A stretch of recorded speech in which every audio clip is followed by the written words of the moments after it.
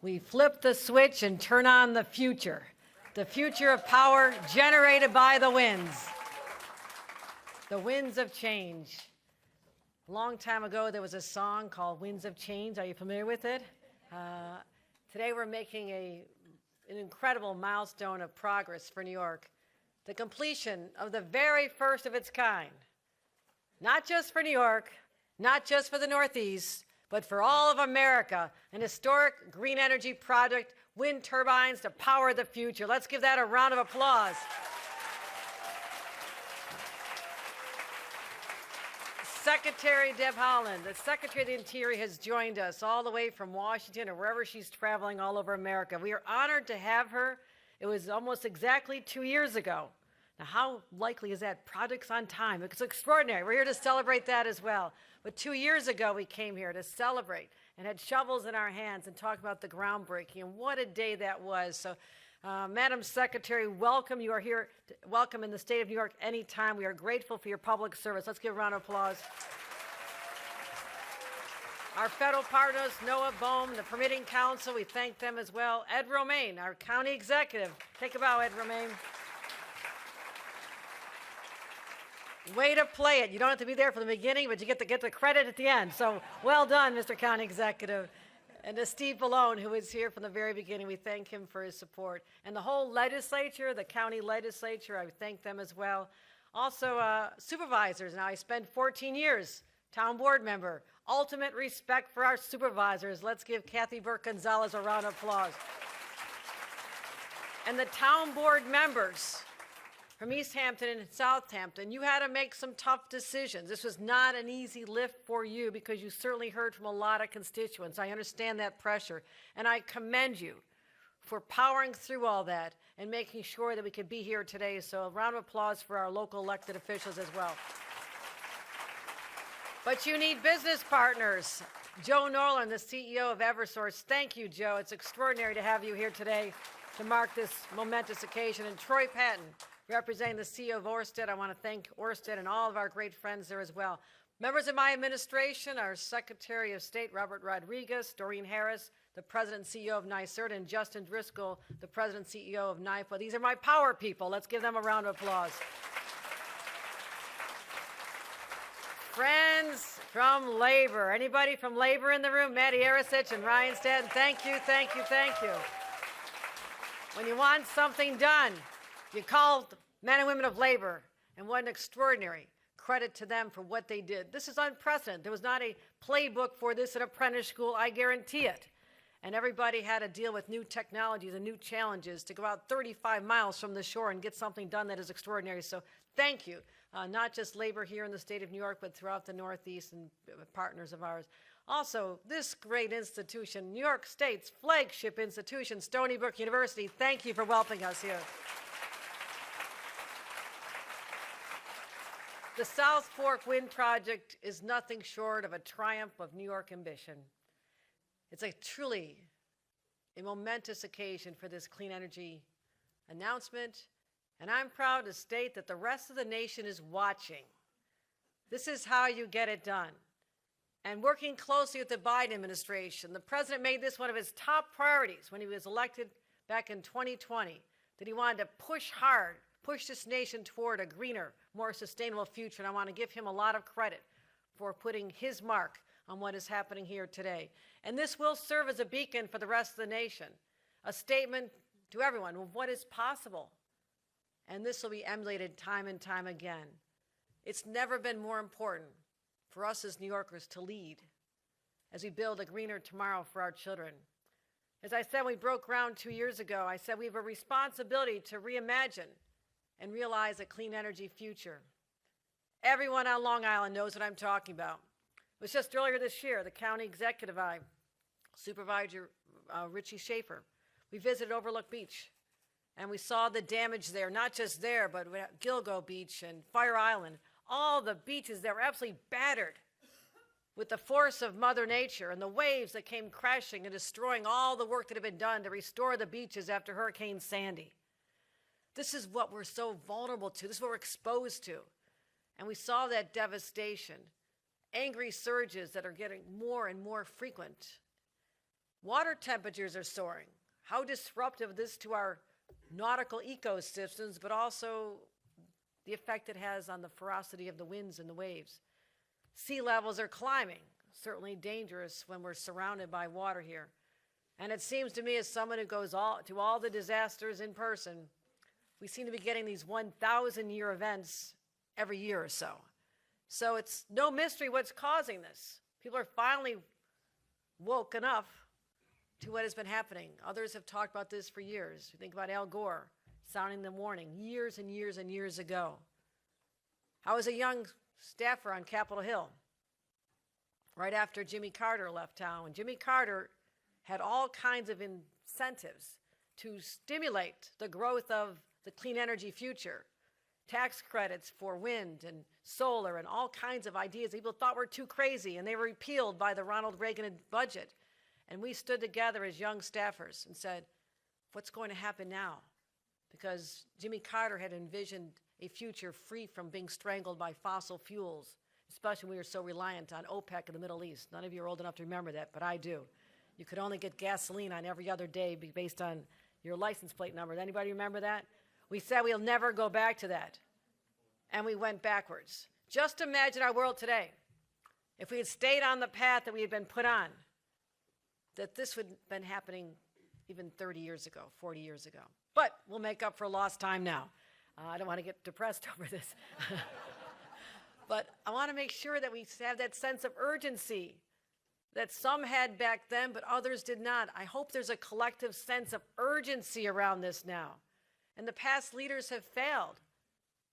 When people proposed taking steps forward, people denied the science, and we are only taking baby steps. But under my watch as the governor of the greatest state in the nation, nothing will stand in our way. New York has some of the most ambitious energy goals in the nation. 70% of our electricity from renewable sources by 2030. Zero emissions electric grid by 2040. An 85% reduction, statewide reduction in climate pollution by 2050. Now I'm going to stick around long enough to make sure we get it done.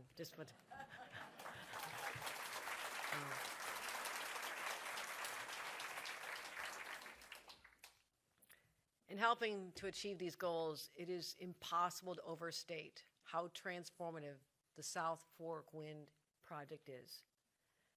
Again, the first utility-scale project of its kind in America.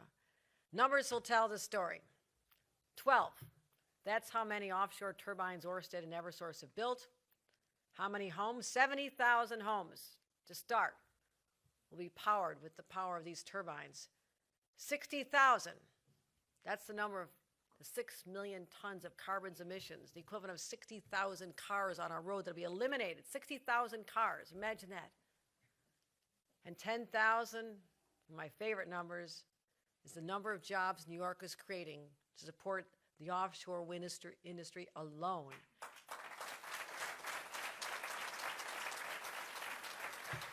And just to brag one more time, one more number is 0. That's how many other completed projects exist in the United States. So it's the very first American-made offshore substation, quite a feat.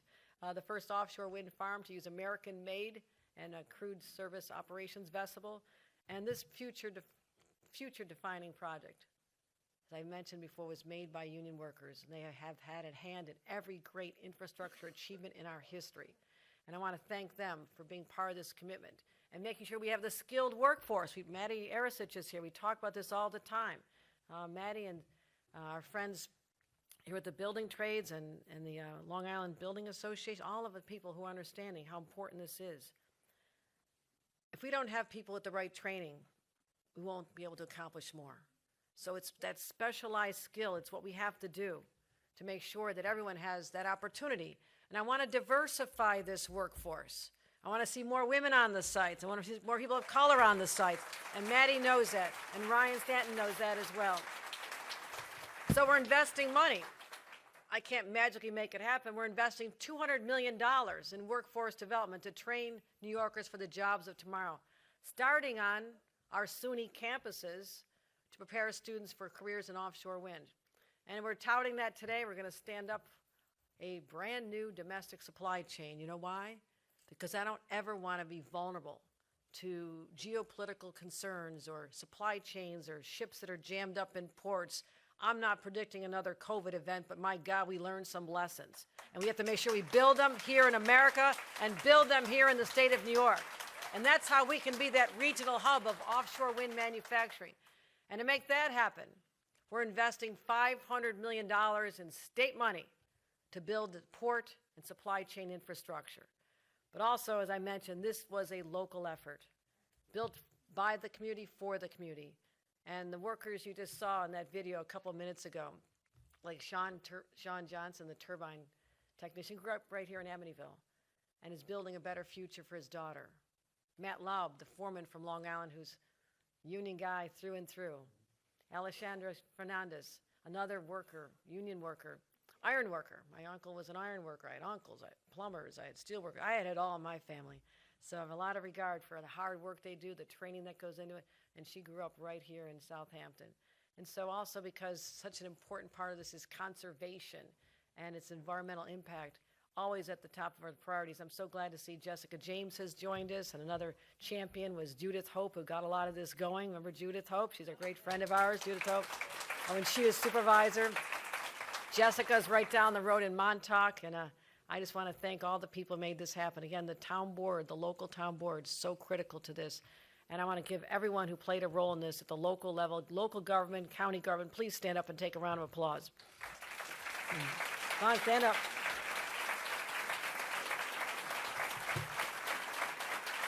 Thank you, thank you, thank you, thank you all. And in a couple moments, when we flip this switch, it really works. In just a few minutes, we'll officially bring the turbines online, and I assure you it'll have national ramifications. But I know no one will ever forget the community behind this, the communities that stood up and said, we can get this done, we can get this done. So that is also what we're celebrating, is that communities taking that step forward into the future. This is all part of New York's emergence into the 21st century. But again, as New Yorkers, we just not satisfied with emerging, we want to dominate. And so investments like this are a statement of our intent. The gauntlet is being thrown down to emphasize that New York is ready to meet this moment and confront any challenges that stand in our way.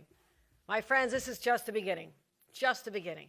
More projects coming down the pipeline, more grounds to break and ribbons to cut.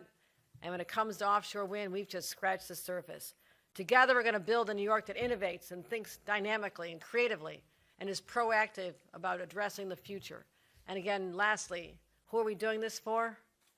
We're doing it for future generations.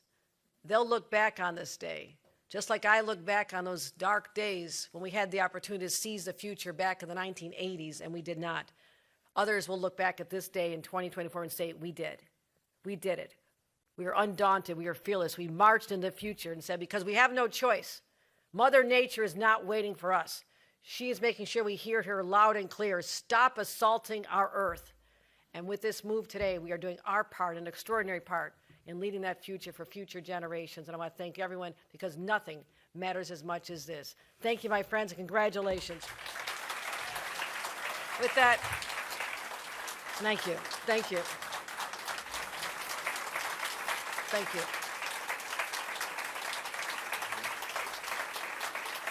Ladies and gentlemen, it is a high honor for me to present the Secretary of the Interior, Deb Haaland, and I want to thank her for, again, her passion for these projects and her strong will, and the work with the Biden administration is one of the reasons we're here today and getting this done. Secretary Haaland.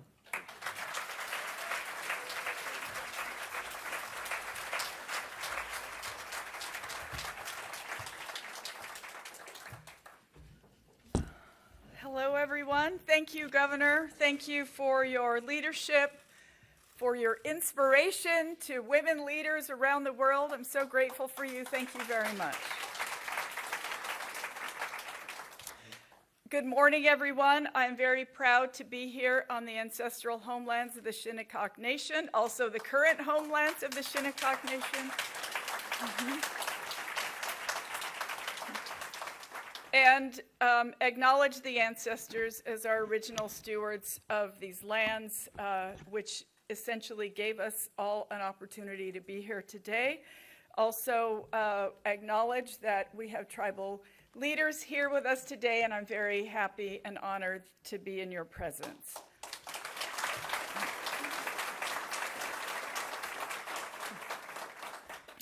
Hello, everyone, and what a beautiful day to celebrate the progress we continue to make on our clean energy future.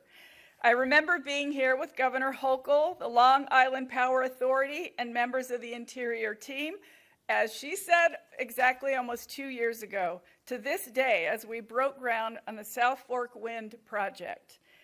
What I said then, and I'll say it again today, is that this is another momentous step in our work to create a robust and sustainable clean energy future. We wouldn't be here without the great work of so many people at the Department of the Interior, within the Bureau of Ocean Energy Management and Bureau of Safety and Environmental Enforcement, BESSE. We call them BOEM and BESSE. BOEM Director Elizabeth Klein and BESSE Director Kevin Sly are here with us today, and I thank them both for being such passionate leaders and colleagues of mine. If you could raise your hands, Liz and Kevin. There you go, right in the front. And also want to give a shout out to our federal partners who have been lockstep with us to make sure this got done. From NOAA and DOE, thank you for being here. Thank you, Janet, for being here. We are so thrilled to have the state of New York as a partner in that work. By joining with us to establish this most ambitious offshore wind goals in the nation, you are helping to create the current excitement in the market that we see today. And your dedication and leadership is paying off. Today, we celebrate the South Fork project, which will deliver 130 megawatts of wind energy right here to Long Island. That's enough power for more than 70,000 homes and businesses. Creating good-paying union jobs is a priority for the Biden-Harris administration, and creating jobs that advance our clean energy projects is a win-win for everyone. When President Biden took office, he tasked our administration with a call to create 30 gigawatts of offshore wind by 2030. Every day, the Interior Department is answering that call and moving rapidly to create a robust and sustainable clean energy economy that creates jobs, boosts local economies, and helps address environmental injustice. We know that a thriving offshore wind industry will drive economic opportunity up and down the Atlantic coast, in the Gulf of Mexico, and in Pacific waters. Indeed, South Fork is one of 6 commercial-scale offshore wind projects we have approved during this administration. And there are more on the way.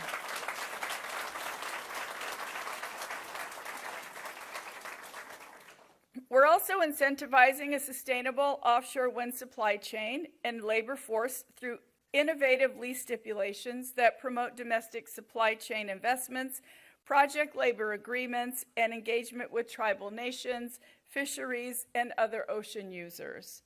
Today is further proof that America's clean energy transition is not a dream for a distant future. It's happening right here and right now. The success of this project also underscores the importance of President Biden's Investing in America agenda. The bipartisan infrastructure law and the Inflation Reduction Act are making crucial investments in clean energy development. They are powering our efforts to power America, working in close coordination with local, state, and elected officials, tribes, and conservation and industry groups to help ensure we modernize America's infrastructure to last us for generations. I am so proud to join you all today for the historic completion of this project. I can't wait to flip that switch. I am more optimistic than ever about our future and the future that clean energy will bring to all of us, to our communities, and it's something that all of us should be very proud of. Thank you all so much for joining us on this momentous day, and with that, I'm very proud to turn it over to Suffolk County Executive Ed Romaine.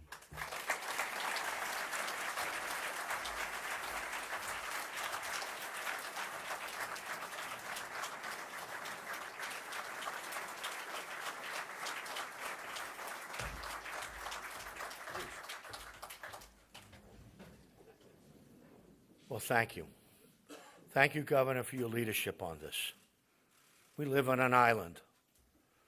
I see the damage that is done from the rising tides, rising sea. I see climate change.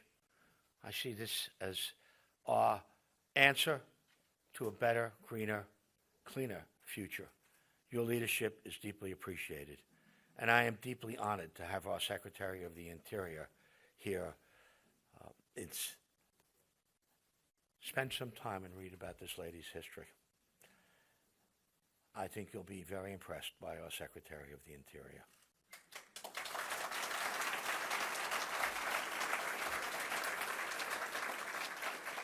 I look out and I see many of my colleagues from local government, not only our town supervisor, but some of our county legislators, our town council people. Thank you for your service. Thank you for your leadership. I see our friends in labor. I see our friend from LIA there, hiding in the back there. We're all together in this.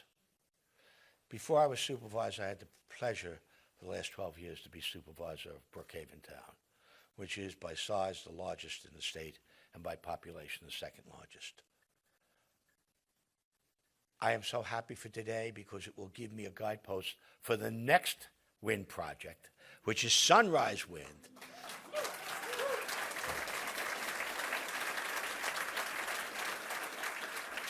Which we have welcomed with open arms. There was no lawsuits, no controversy, nothing. And that will provide 990 megawatts of power. And I'm trying to convince them, and that's landing at Smith Point and going through our town all the way to Holtzville, to land the second one at Shoreham and go down William Floyd to Sunrise, all the way out to Comac, and bring a second wind project. You will see it happen without controversy, and you will see that we will move to wind. But I cannot thank all those who've supported wind. We need alternative power. And yes, I was alive in the 70s when your license plate determined whether you could get gas or not. I never want to see our nation brought to that point again. By building a renewable energy future, we are doing so much. And I have to say, we benefit from it because the Port of Call for the boat is Port Jefferson. And they will be working out of Port Jefferson. And their back offices are in the East Setauket. And the training center is at our Brentwood Community College. This is all great for Suffolk.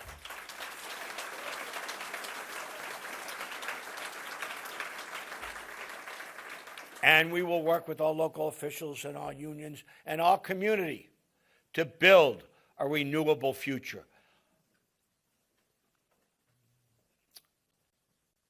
You know, when I get up here and speak, you know what I think of? I think of my 3 grandchildren. I look in their eyes. Because this is about the future. This is about the future of our country and where we're going and what type of future we want. We want renewable energy. We want to fight climate change. We want to do the things that are right for this country. So that has no label that says Republican or Democrat. You know what it says? American. We're all American in this together. We will all work to save our country and lead it forward. God bless you, Governor, Secretary, our supervisor from East Hampton, and those in private industry that make this happen. Thank you so much. Let's go, America.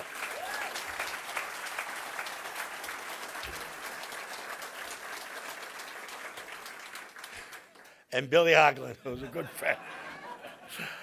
Let me introduce the supervisor of East Hampton, Kathy Burke-Gonzalez. Please come up. Great supervisor. Come on up.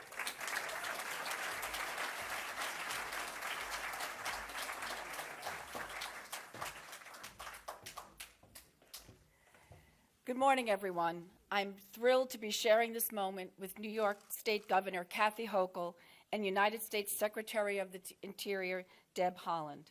On behalf of the residents of the town of East Hampton, I thank you for your inspiring leadership and your dedicated service. and for joining us here on the East End on this historic event. It takes courage to be the first, to become the first female governor of the great state of New York, to become the first Native American cabinet secretary. It also takes vision to be the first. Vision powered by the understanding of what was at stake for our coastal community. Vision to adopt a policy to meet 100% of annual community-wide energy consumption needs with renewable energy sources by 2030. A policy the East Hampton Town Board adopted in 2014, making us the first municipality in New York State to set such ambitious energy goals. When PSE&G Long Island selected a renewable energy solution to meet the growing electricity demands of the South Fork, that decision set in motion hundreds of public meetings. Misinformation and a well-funded opposition flooded our community. Yet our town board's vision never wavered. Although the question remained, how do we flip the script and inform residents of this incredible opportunity? In the spring of 2019, I had dinner with two of my mentors and fellow climate reality leaders, Linda James and Judith Hope. That night, Judith decided to create Wind with Wind, to bring together a group of local citizen advocates for offshore wind. Wind with Wind joins forces with regional environmental organizations and Long Island labor unions. In 2021, the town board approved the final easement in a vote of 4-1. A year later, construction began. And now East Hampton is the first community in New York State to bring ashore the power of offshore wind.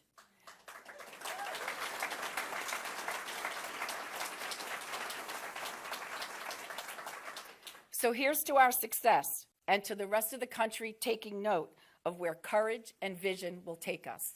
Thank you.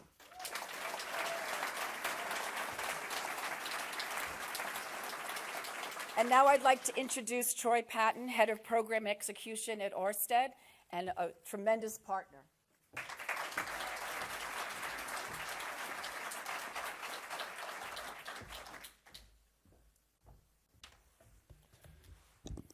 we go. Thank you and good morning. I'm Troy Patton. Head of Program Execution doesn't exactly roll off the tongue in Ørsted speak, but I'm responsible for engineering, procurement, and construction for our projects here in North America. It's wonderful to be here back on Long Island to celebrate the completion of construction of South Fork. It's great to have 3 straight days of bluebird weather out there and a little bit of warmth here in March. I'm proud to have served in the U.S. Navy. I served on board an aircraft carrier in the Pacific and the Med, and a submarine on oceans all over the world. And working in offshore wind back for Ørsted gives me the opportunity to return to the ocean and do something that I really think is important on this mission to mitigate the effects of climate change. We've heard a little bit about that today. I think anybody who walks and wanders on the beach after a storm understands the need for what we are doing here. The accomplishment we're celebrating today is an important step towards this mission that we're focused on. We're making history for New York, we're making history for America and for the offshore wind industry here in the U.S. Governor Hochul, I want to thank you for your leadership. You've been a steadfast champion of offshore wind, and this project wouldn't have happened without your leadership, so thank you for that. As you said, and for you to say it is one thing, I'll say New York's always been at the forefront of innovation and progress, and your agencies have been really first and doing the hard things. This is hard. It's very hard to go first, define the rules, how things are going to be built, and what to do, and our teams worked really tirelessly to get it right, and I feel like we got it right here with South Fork as a precursor to what's to come. There's no more fitting place for America's first commercial-scale offshore wind farm than right here in New York. It's a long list of state agencies that helped get us here. LIPA awarded the power contract way back in 2017. Thank you, Tom Falcone, for your leadership and for this support. Also at the federal level, Secretary Haaland, it's been said you were here 2 years ago. That's important because here we are delivering on that promise that we made to the community of Southampton, to Long Island, to the state of New York, and to the country that we would get this done. Here we are 2 years later delivering that. So thank you, Secretary Haaland. Director Klein, your agency really has broken new ground in helping us bring this to life and show the way for the rest of the industry on how to do this and do it right. Director Sly, it was great to run into you this morning. I reminded you that I was with your team year and a half ago in one of those Gulf states not to be named, where we were building the offshore substation that is now offshore delivering power to New York. So it's great to be here 2 years later and celebrate that with you and your team. Permitting Council Executive Director Baytal, thank you for the support there, and Administrator Coit, your agency with Marine Fisheries really made sure that we were doing the right things and that what we did was build a wind farm that can be built sustainably and repeatably on the Northeast coast. The Army Corps of Engineers, a vast team of professionals there, played a critical role in also helping us bring this wind farm to life and do it in a responsible way. Our partnership with the Biden administration has been instrumental in getting us to this point and to the finish line. We also wouldn't be here, as is mentioned. You know, we have a lot of planners, we have a lot of folks making sure that we're compliant, but then you need the boots on the ground and you need labor from our partners at Eversource, lots of folks at Ørsted and labor up and down the coast to get us here. We wouldn't be here without that dedicated focus. Our supply chain partners helped us blaze this trail. The construction crews, local union workforce, really industry-leading project labor agreements, both onshore and offshore, helped us get here and helped us train a new American workforce on renewable energy and how to get offshore. The community of East Hampton has been said, thank you for your leadership and the support. I know it's hard. Being first is always hard, but I think we've shown the benefits here, and I'm proud to walk the streets of East Hampton and go get coffee this morning and tell people what we're doing and why we're here and why we're dressed in a suit in the first thing in the morning at 7 o'clock to grab coffee. Before I conclude, and I'm wrapping up, I have to thank Ørsted's own Jen Garvey. Jen actually introduced me to this project when I joined the company 3 years ago. She's been here since it was just a concept. She walked me out to Beach Lane the very first time I went out there. I didn't have a hat on. She was smarter than me as usual and had a hat and gloves and was ready to go. But without you, Jen, this project wouldn't have happened, so thank you for your leadership. In conclusion, New York's clean energy future is taking place right now. Just 2 weeks ago, the state announced a preliminary award to our Sunrise Wind project, which we will build. It's going to be 7 times larger than South Fork Wind. We are ready to build on this foundation. We will create more jobs. We will create more local supply chain and community investments and lots more clean, renewable energy for decades to come for the state of New York. Thanks again and congratulations. And now I'll turn it over to our anchor man, CEO of Eversource, Joe Nolan.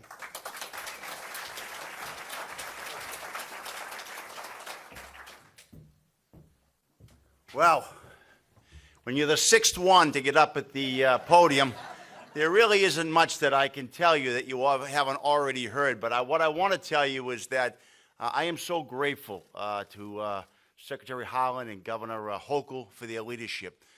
We met significant headwinds, no pun intended, as we began to do this project. And the community has really came together. I was out on Beach Lane, I walked Beach Lane, and one of the things that we told the people of East Hampton is that I promise you we will leave this community better than when we found it. And I can tell you today I feel very strongly that that is what took place. But that took place thank you. Some of the key players and folks that I really want to recognize. I want to recognize Billy Hogg, like him to stand up, and folks from the Hogland team, and then folks from Elecnor who came out here as well.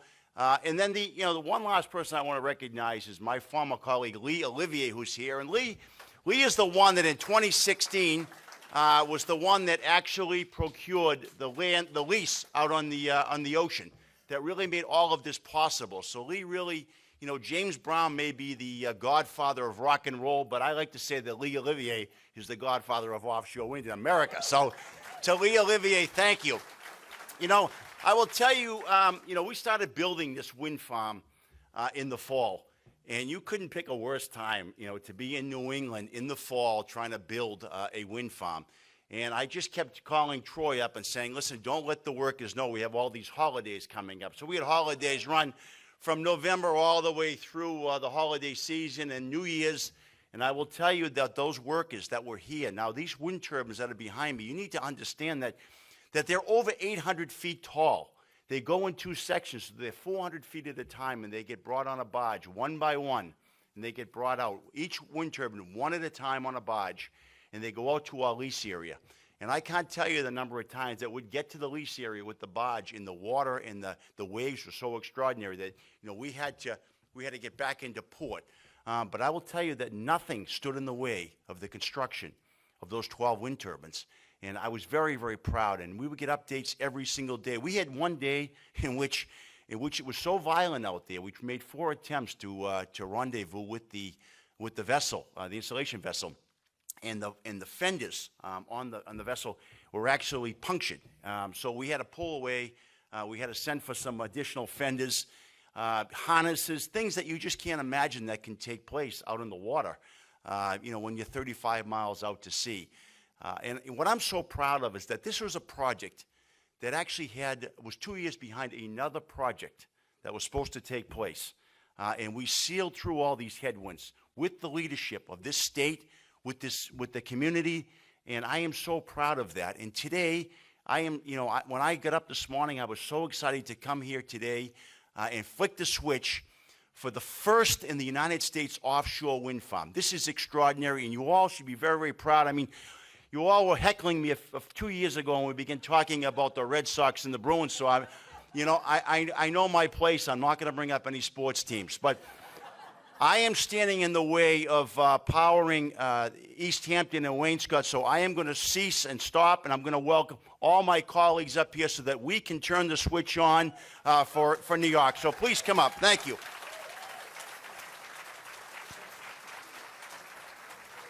Ladies and gentlemen, please welcome back our speakers as they flip the switch to power up the turbines.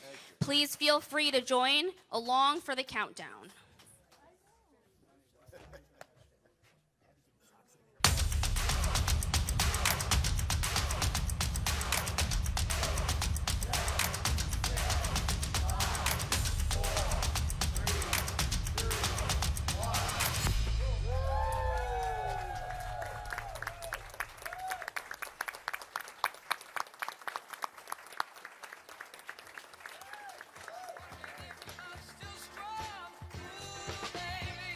Thank you, everyone. This concludes today's program.